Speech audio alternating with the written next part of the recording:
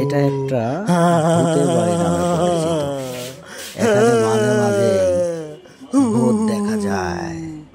ভূতগুলো গভীর রাতে আসে, মানুষের দরজায় উকি ঝুঁকি মারে, কাউকে পাইলে ঘাড় মটকায়, আবার কারো দরজায় লক করে, কারো দরজায় খিটকালি দিয়ে চলে যায়।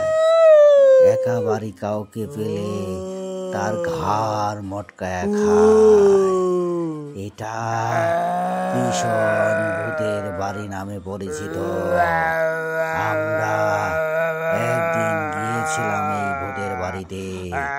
ভীষণ এক ভয়ঙ্কর ভূত, কাউকে খাইলেই তার ঘাড় মটকায় আর ভয়ঙ্কর নামের একটা শব্দ করে।